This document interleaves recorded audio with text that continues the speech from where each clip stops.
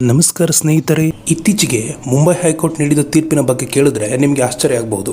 ಅದೇನೆಂದರೆ 1994ರಲ್ಲಿ ಮುಂಬೈಯಲ್ಲಿ ಮದುವೆಯಾಗಿದ್ದ ಜೋಡಿ ಪರಸ್ಪರ ಒಟ್ಟಾಗಿ ಬಾಳಲಾಗದೆ 2008ರಿಂದ ದೂರವಾಗಿದ್ದರು.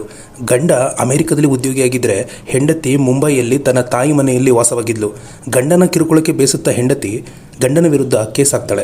ಜೊತೆಯಲ್ಲಿದ್ದಾಗ ತನ್ನ ಗಂಡ ಪದೇ ಪದೇ ತನ್ನನ್ನು ಸೆಕೆಂಡ್ ಹ್ಯಾಂಡ್ ಎಂಬ ಪದವನ್ನು ಪ್ರಯೋಗಿಸಿ ತನಗೆ ಮಾನಸಿಕ ಹಿಂಸೆ ನೀಡ್ತಾ ಇದ್ದ. ಮದುವೆಯಾಗುವ ಮುನ್ನ ತನಗೆ ಬೇರೊಬ್ಬ ವ್ಯಕ್ತಿಯ ಜೊತೆ ಮದುವೆ ನಿಶ್ಚಯ ಆಗಿತ್ತು. ಕಾರಣಾಂತರಗಳಿಂದ ಆ ಮದುವೆ ಮುರಿದು ಬಿತ್ತು. ಈ ವಿಚಾರ ತಿಳಿದೇ ತನ್ನ ಪತಿ ತನ್ನನ್ನು ಮದುವೆಯಾಗಿದ್ರು.